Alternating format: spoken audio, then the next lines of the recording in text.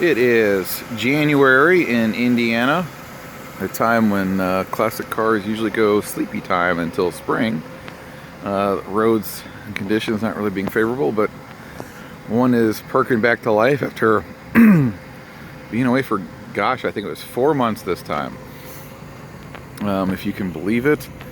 Was at the electrical shop, got a whole bunch of stuff done, made a ton of progress, but also a few nagging issues that I've just not been able to solve, and I just thought I'd update you.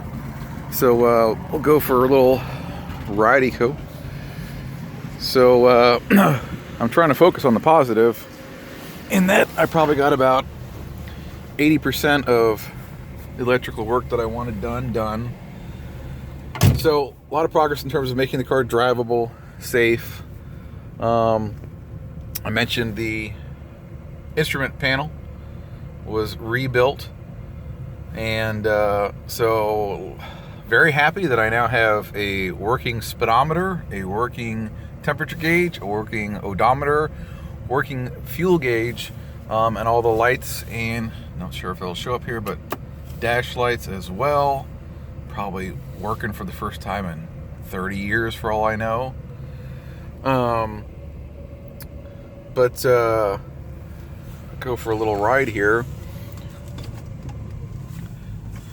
So it is really nice having a working speedometer, gas gauge, all that stuff. Know where I'm going, how far I've got before I run out of gas, all that kind of stuff.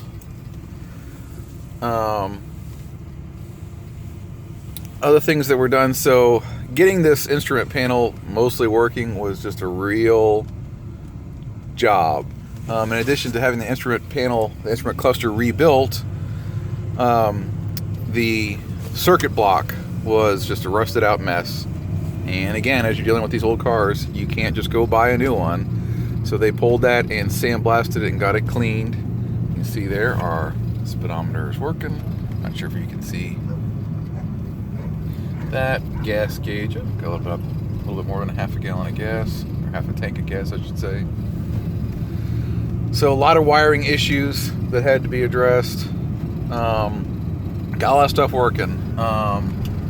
One new one that I ran into since the last time we talked was the wiper motor was just gone, and again can't just go buy a new one. So they worked on that, and we have one working wiper.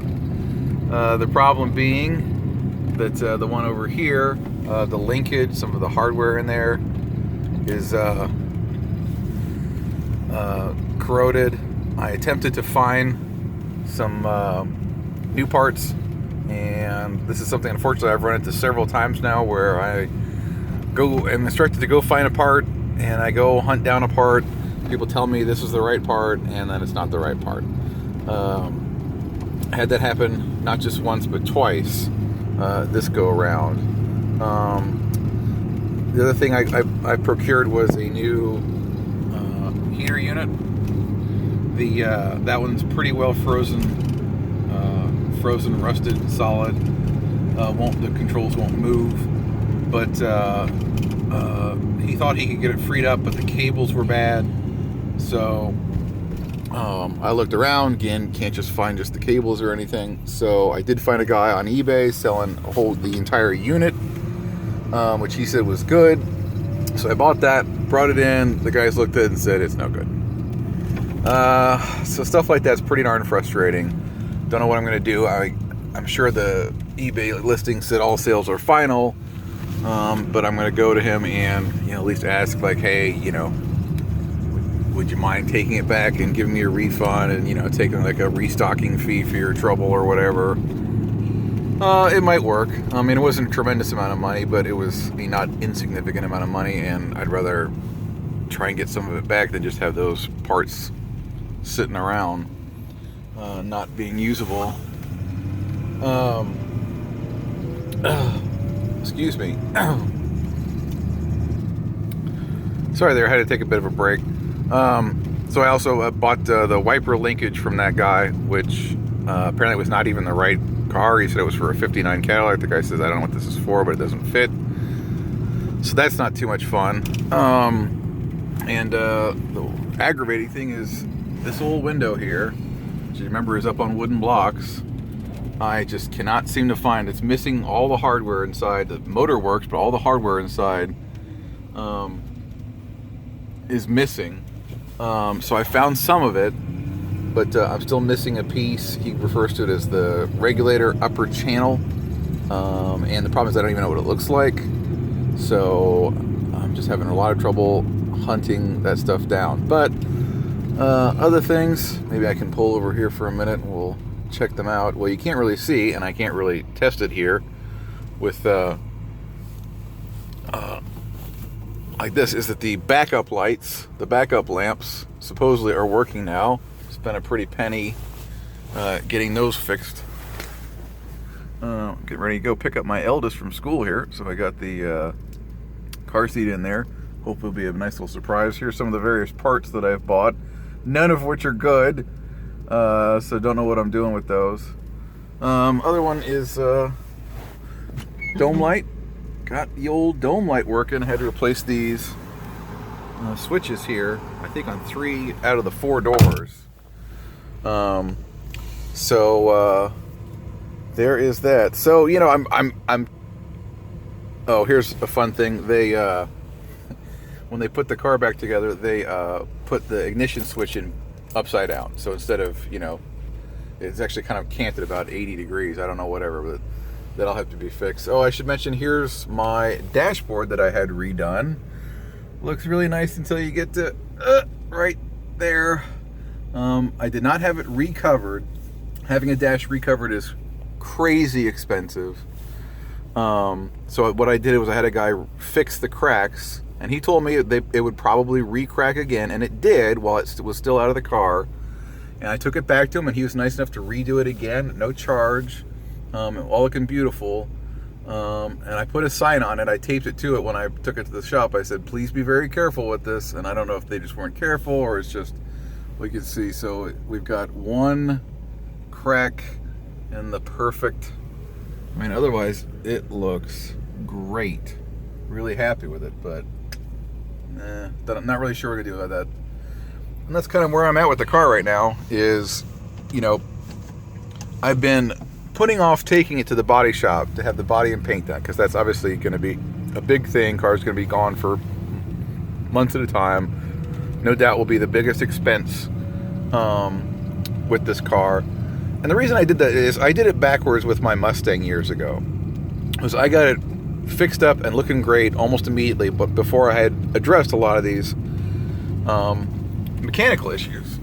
And then I had to take it to different shops while it was all beautiful and purty.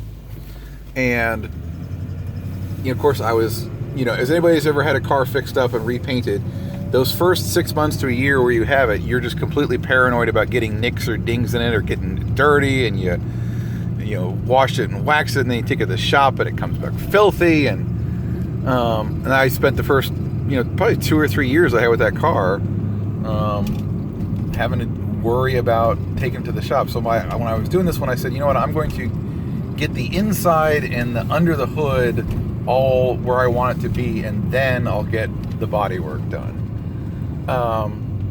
And I don't know, maybe that's a mistake to do it that way. I really don't know. But that's kind of the way I'm going. Anyway, I think that's just about everything. Like I say, you know, I've spent a pretty penny this time around, and didn't, you know, I got like 3 nagging issues. Like to get the heater going, like to get that window going, and I'm forgetting what the other one was, but it's just the way it is. You know, I guess I've got to look on the bright side. Here's one thing I thought I'd mention. Now you can see here all that paint that's flecked off the instrument panel. That's obviously inside underneath the glass. Well, when I sent it off, it did not look like that. It had maybe like 1 or 2 little areas that had flecked off, and it was quite expensive to have that rebuilt. That's a custom job. Had to send it off to South Carolina, and they did a great job. I mean, all the instruments and everything are working, so I can't really complain there.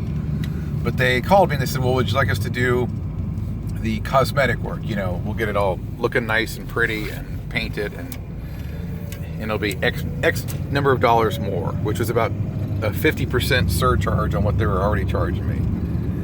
And I was like, no, I don't want, you know, I thought it was overpriced. I thought, you know, just to do a little paint. I had already cleaned it up quite a bit myself, and it didn't look bad. And I didn't want to pay the extra money. And well, now here I am regretting it, because look at that. Most of the inside paint there, I mean, it's 60-year-old paint almost, flecked off probably while they were handling it. And now it just looks terrible.